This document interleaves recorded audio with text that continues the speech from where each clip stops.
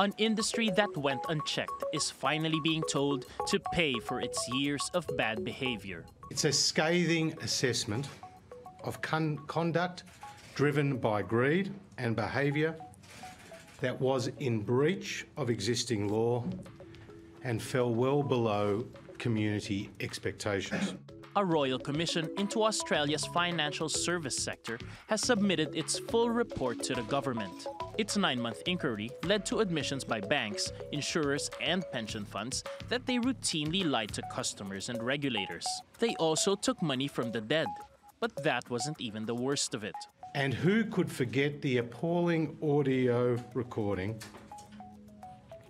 of a young man with Down syndrome being subject to high-pressure sales tactics, resulting in the purchase of a financial product that he clearly did not want, need, or understand.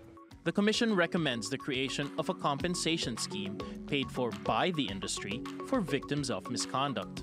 It also calls for a new oversight body that would keep a close watch on the banking and corporate regulators. And it seeks the removal of incentives that encourage the abuses. Banks understand that these failures have caused deep hurt, suffering and heartache for far too many customers, and they are sorry for the pain that they have caused.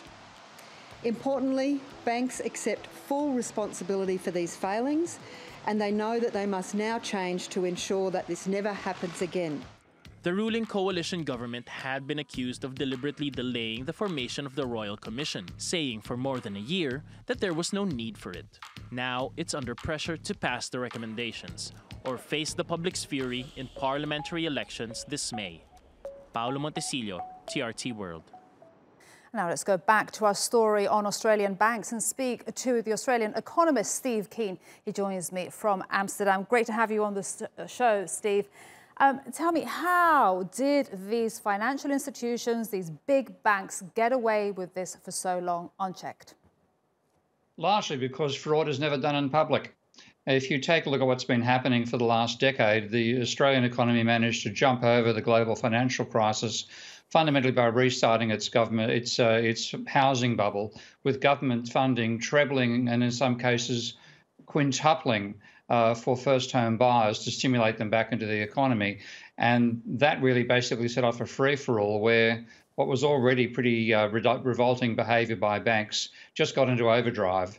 And they've been lending effectively to anybody with a pulse to keep the housing bubble going, believing they weren't doing anything wrong, ironically enough, until the Royal Commission exposed just how bad their behaviour had been. And it really is bad. I mean, we've just heard cases there from them taking money from dead people. Also, the anecdote story there from a person with Down syndrome being sold something.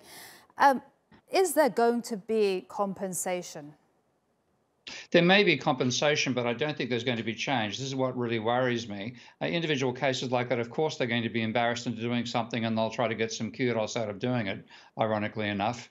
But I think the fundamental bad behaviour is still untouched, and the Commission's recommendations have not affected the bank's use of what they call the household expenditure model. Now, this model, so-called, has been exposed by the Commission's documents and shows they estimate the cost of raising a child in Australia, wait for it, to be $208 per month. That's about $7 a day. That wouldn't even buy you a hamburger, let alone an education for a child. And yet they use that to assess how much money people have to repay their housing loans. Mm-hmm. So the fraud is still going on. Mm-hmm. And do you think, Steve, that heads will roll at the top of these financial institutions? Probably not. Again, the same story. Even this is appalling behaviour has been exposed right across the board by the Hayne Royal Commission. No actual recommendations for prosecution. So probably not. You're saying that these people at the top will not be brought to justice? I doubt it. I wish they would. But again, the same thing happened in America. Remember the global financial crisis, which was disastrous for America, really only resulted in one person being jailed. That was Bernie Madoff, and you couldn't not jail Bernie Madoff. So they managed to fob things off, a couple of public relations events, and the same old behaviour continues on and revives again during the next bubble. Incredible. And of course, this is surely, we hope, going to lead to tougher recommendations from the reports. Do you think that this will affect the Australian economy at all? Oh, it has to. The Australian economy has been running on credit for the last 6 years, certainly. That credit is almost exclusively coming from households taking out mortgages. And as a result of it, Australia now has the second highest level of mortgage debt on the planet compared to income, and the highest level of any country running a trade deficit. Now, that can't continue, or when credit goes negative, the economy will have the slump it should have had back in 2008. Steve, so, what do you think people are thinking today and their reaction hearing this report that was delayed, well, it took a year and almost didn't come out because of the government saying that it wasn't necessary? Well, the government tried to fob this off so many times, it's ridiculous. That very minister was taking credit for it as one of them who voted about 20 times not to have a royal commission, until ironically the bank said, let's have one to clear the air and get rid of all these whistleblowers. Absolutely ridiculous own goal.